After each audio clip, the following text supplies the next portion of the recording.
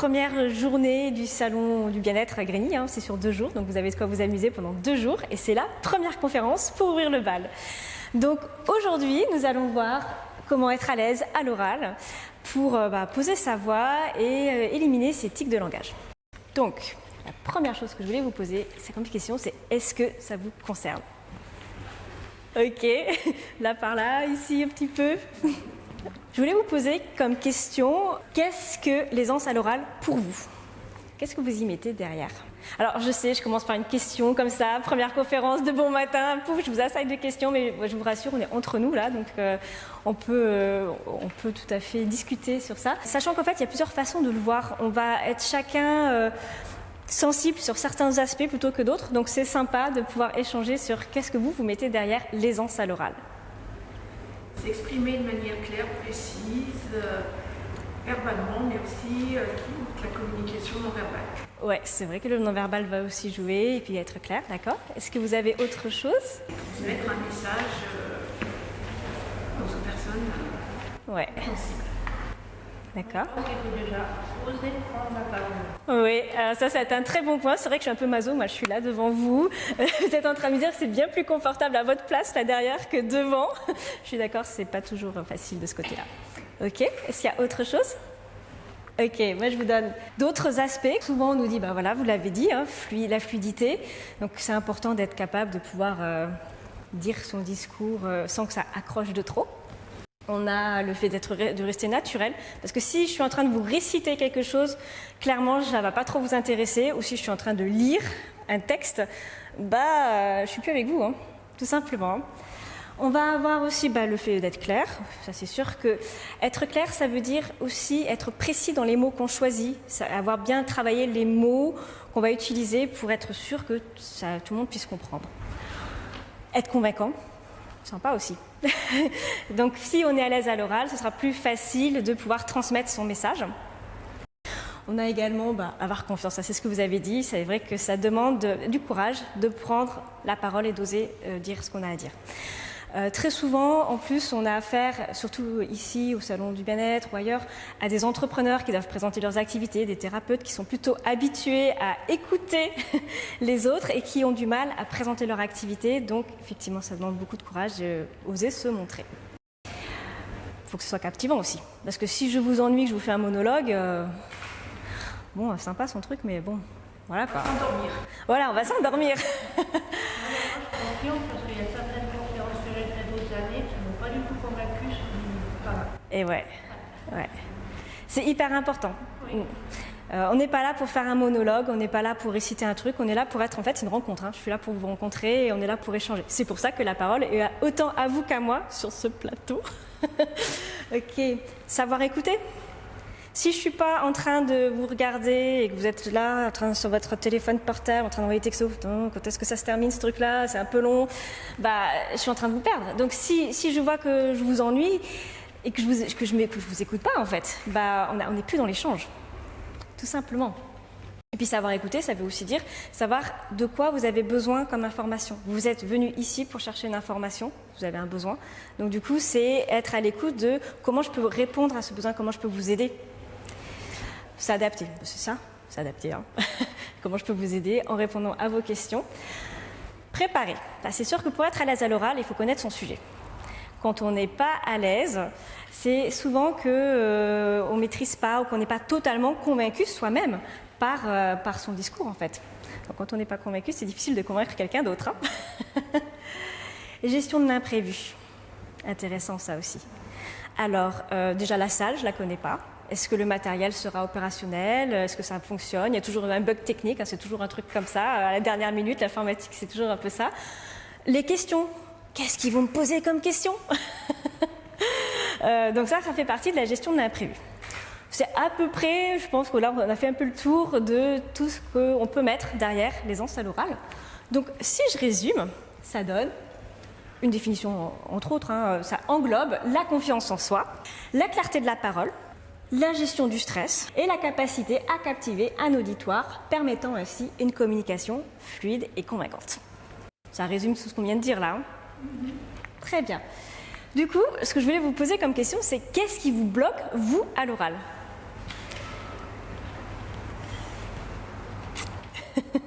Ah, ça vous bloque, il n'y a plus personne. Qu'est-ce qui vous empêche de prendre la parole quand vous avez une prestation à faire ou un stand à présenter Moi, personnellement, j'ose, donc j'ai aucun blocage. Ok, là, on arrive à oser. Ok, à côté, j'ai vu que c'était moi ça. Qu'est-ce qui vous bloque, vous? Oui, j'ose pas forcément. De pas oser, c'est ça? Ok. Qu'est-ce qui fait que vous n'arrivez pas à oser? La timidité? Ouais. Se mettre en avant? C'est sûr que c'est pas facile de tout d'un coup être le centre des projecteurs, de tous les regards. Et vous? Moi, c'est Manu. Vous êtes un peu pareil, ok. J'attends un peu plus maintenant que je fais le salon du bien-être, un peu plus. Ouais. Ouais. C'est très juste ça.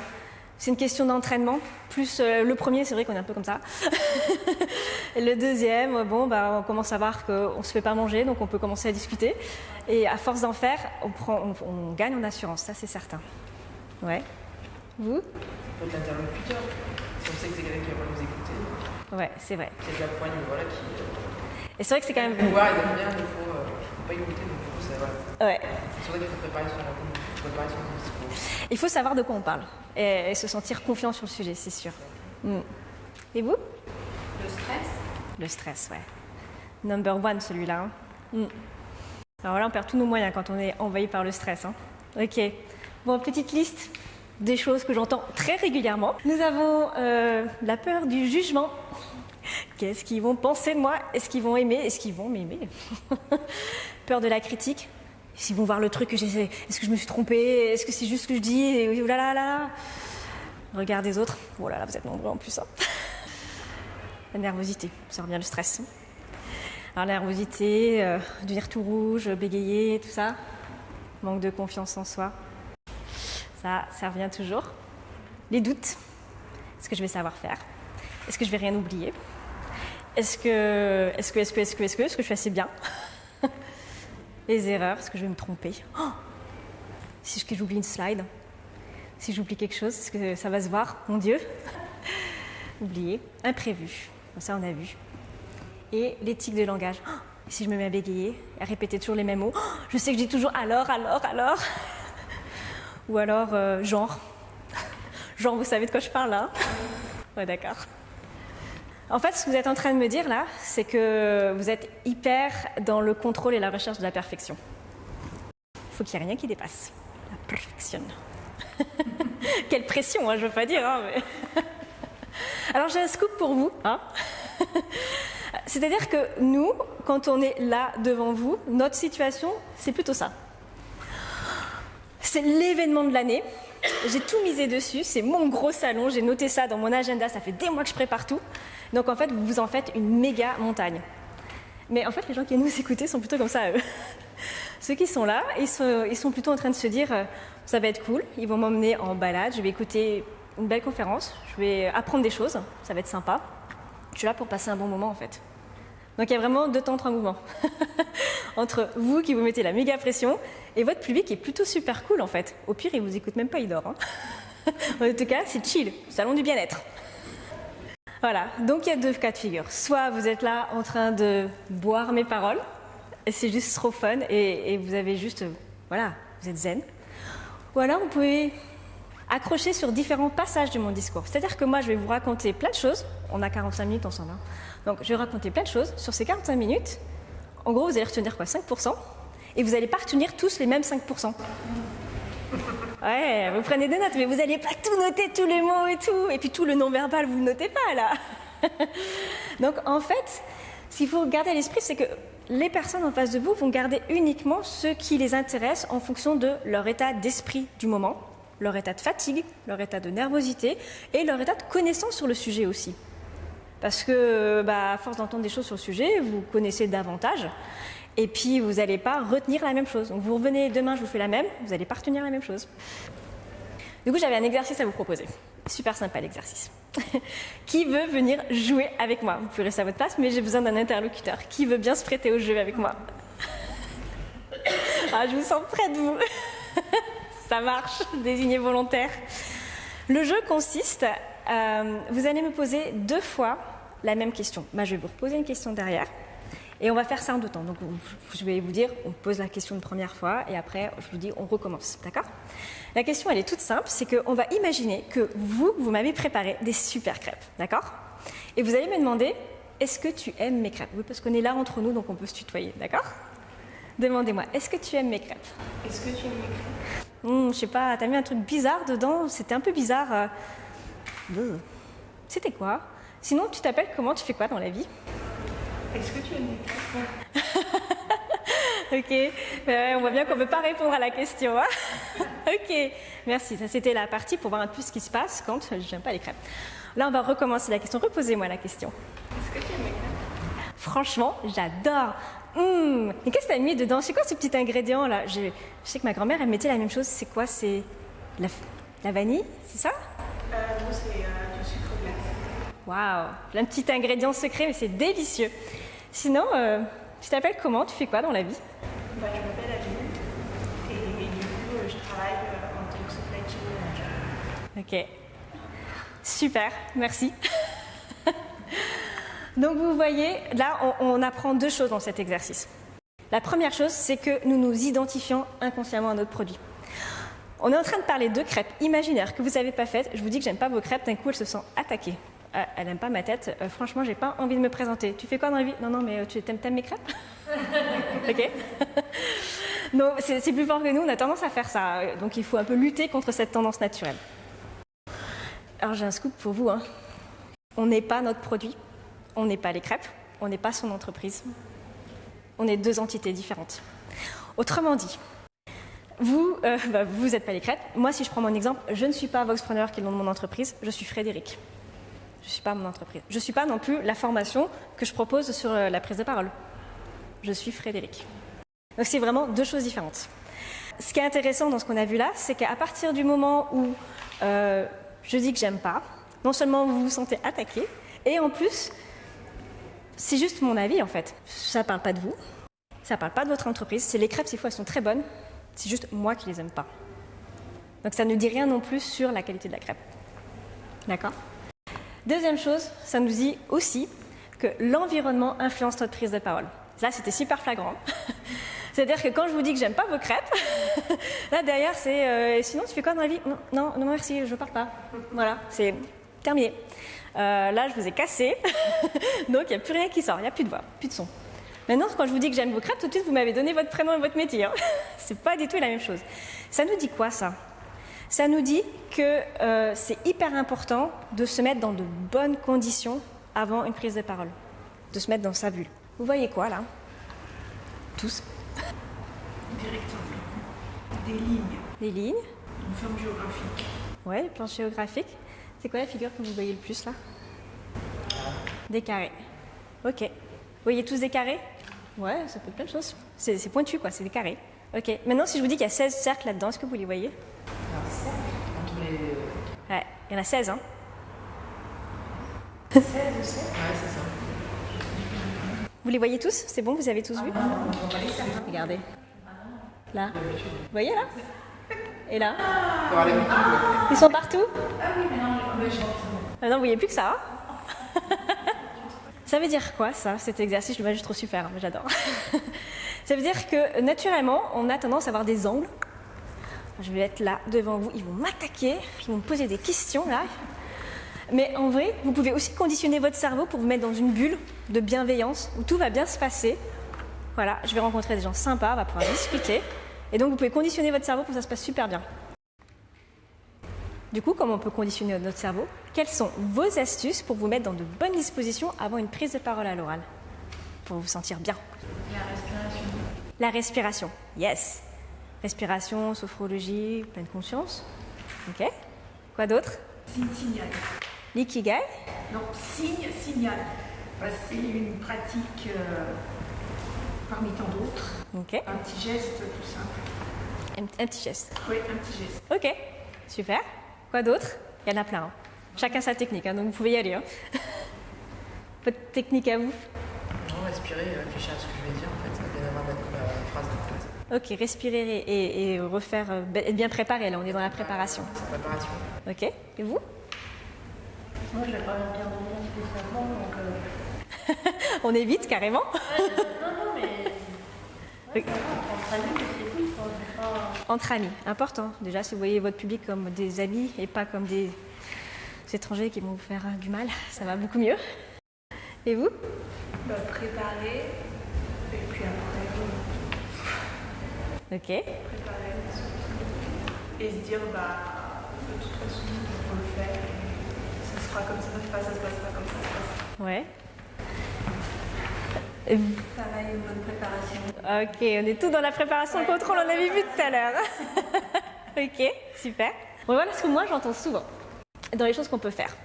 Il y a plein de choses. C'est qu'une suggestion, c'est pas exhaustif. Il y a plein de choses que j'ai pas ajoutées. Hein. Mais c'est tout à fait ça, quoi. C'est ça. Yoga du rire.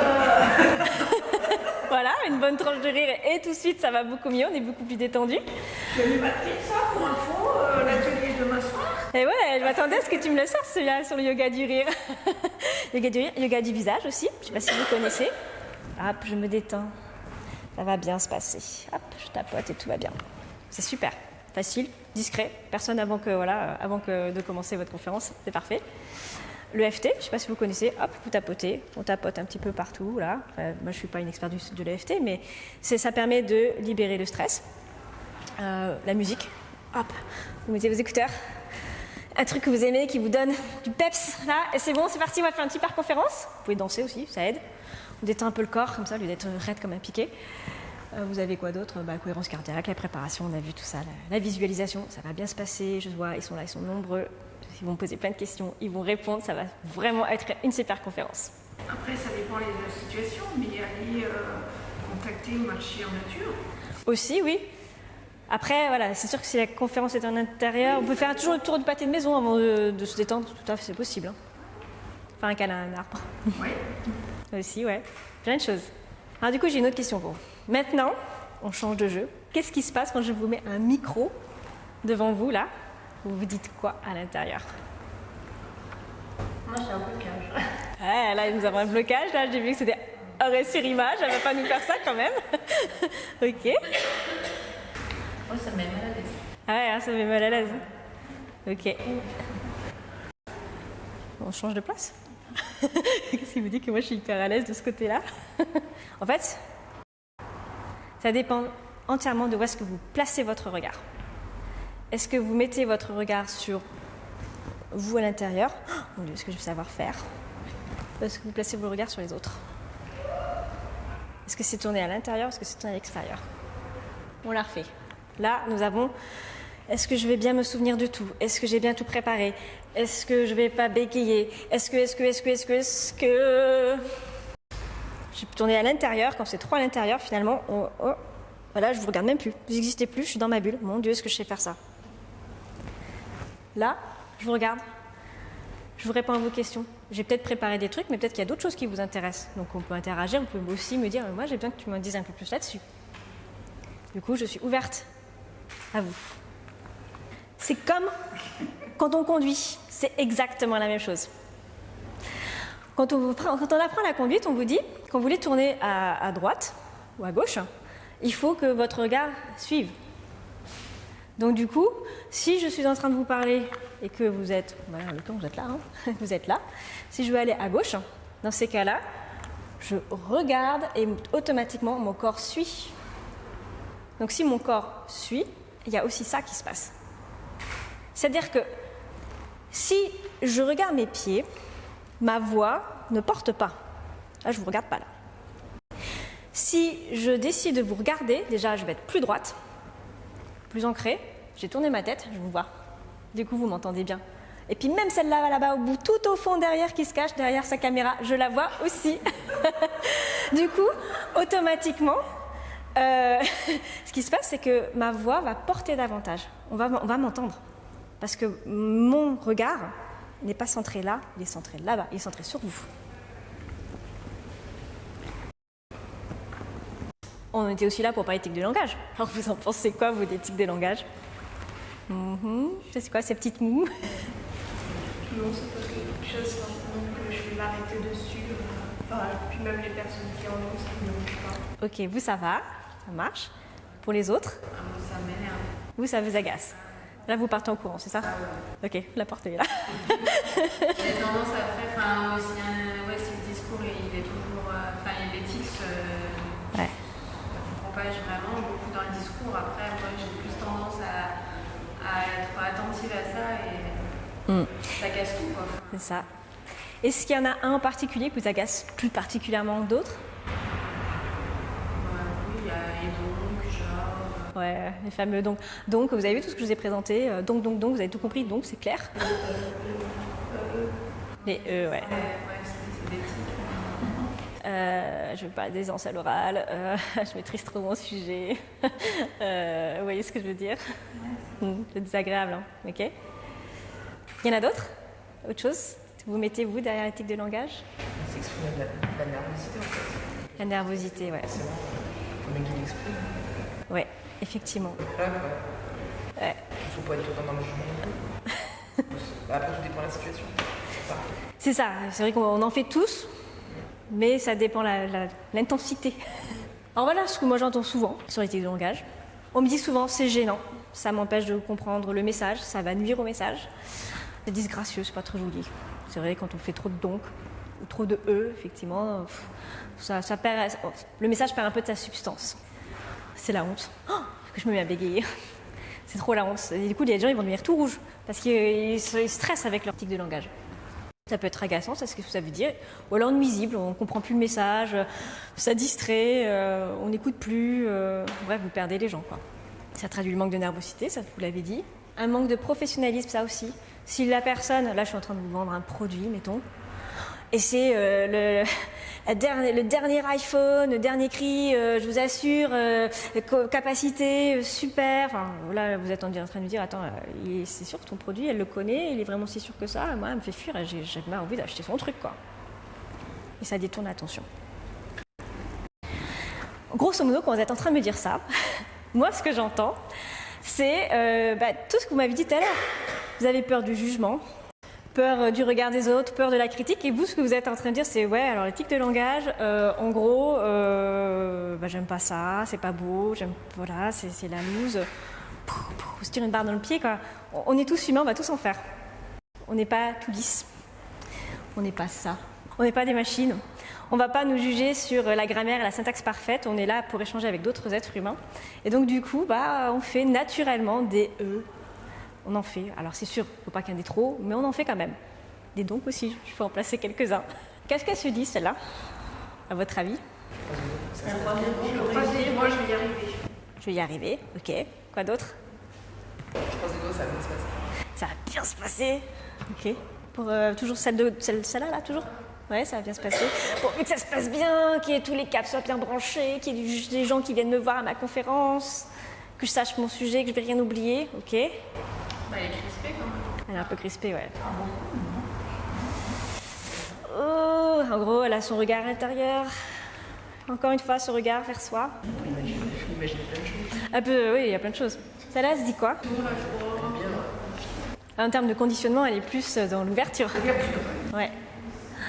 Moi, je maîtrise mon sujet. Je sais exactement ce que je vais leur faire faire. J'ai des tas d'exercices, on va bien s'éclater. En plus, j'ai une super voix, pas trop de tics de langage, tout va bien. On a 2 ambiances là. Donc on est vraiment dans, comme on a vu tout à l'heure, dans le conditionnement. Comment on fait pour se conditionner pour que tout se passe bien? Alors, le message que vous pouvez avoir, c'est que, en gros, vous vous imaginez que vous êtes un petit peu comme un super-héros, mais dans le genre, qu'est-ce que fait un super-héros? Le super-héros, il est là pour être utile, il est là pour rendre service. Il est là pour vous aider là où vous avez un besoin. Grosso modo, votre mission, c'est de cerner le besoin de votre interlocuteur pour répondre à sa demande. Cette demande, ça peut être, ça va être aussi bien sur le point de vue professionnel, mais ça peut aussi être sur autre chose. Si je suis là en train de vous raconter mes vacances et que ça vous intéresse absolument pas, je ne suis pas en train de répondre à votre demande. Maintenant, si vous êtes en train de vous dire « Attends, c'est vachement intéressant, t'as été où exactement? Comment t'as fait ça, toi ?» Hop, changement. On va essayer de répondre à cette demande. Ici, là, autre cas de figure, c'est hyper sympa aussi de penser régulièrement à s'auto-congratuler. J'ai super bien bossé, ça fait des semaines que je suis dessus, tout est prêt, tout est nickel, ça peut que super bien se passer. J'ai le droit de m'auto-congratuler. C'est bien, t'as bien bossé. Autre chose, votre voix. Vous pouvez aussi remercier votre voix. Parce que je vous signale que cette voix, c'est elle qui transmet votre message.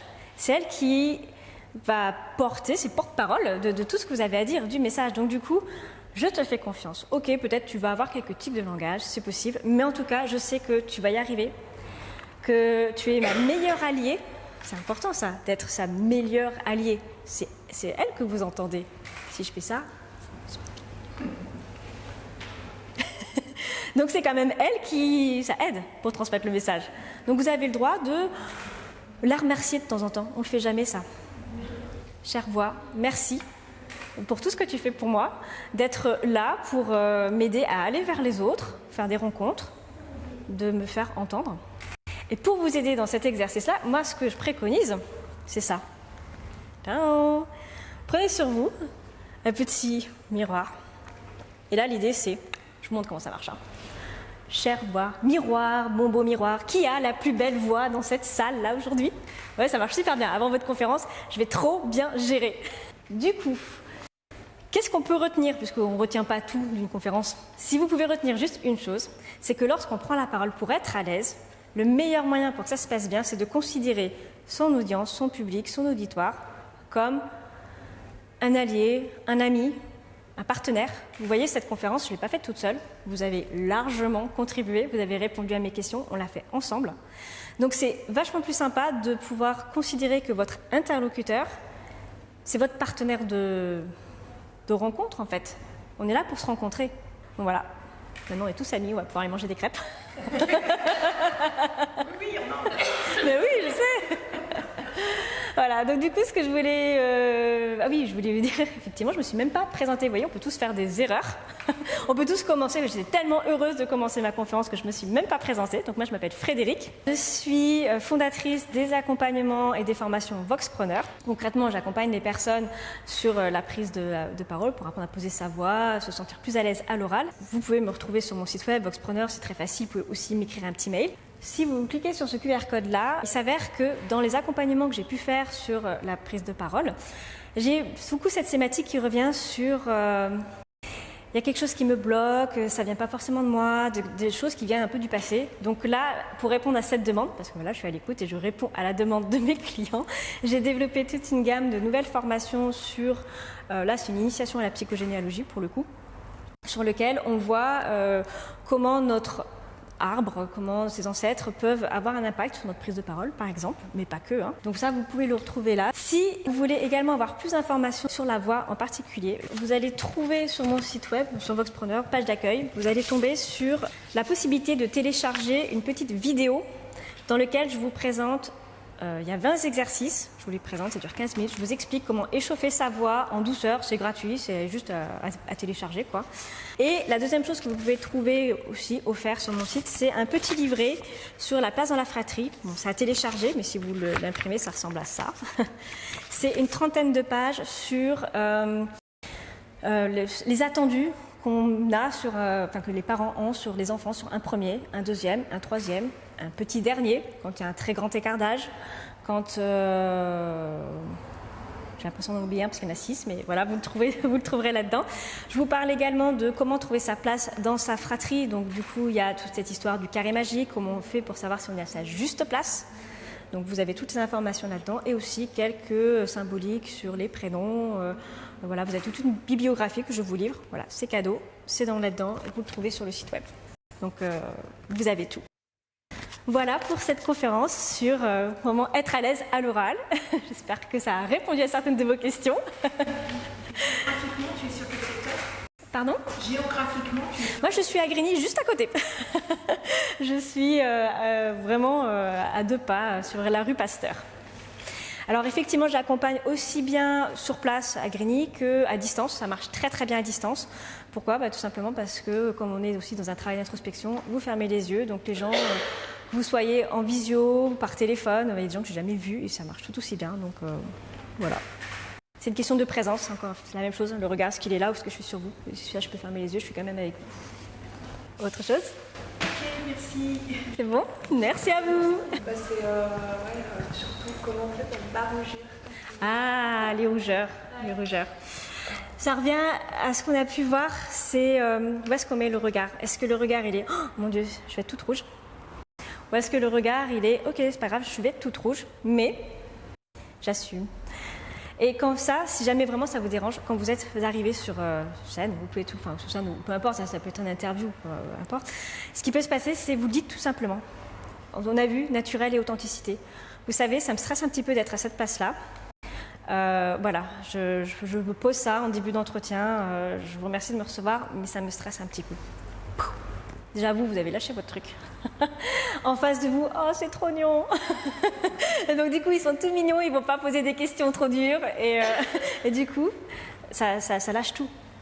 Et encore une fois, c'est OK d'être un peu rouge. Vous voyez ?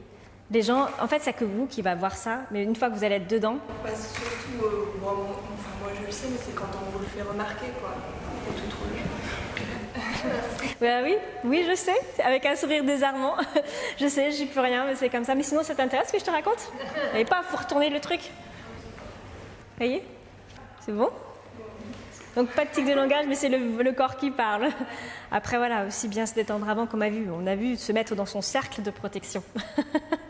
Enfin, son cercle de protection, de bienveillance, de tout ça, quoi. Bon, bah c'est bon alors. Je vous libère. Vous allez pouvoir aller suivre le reste de votre salon. Manger des crêpes en bas, on a vu ça.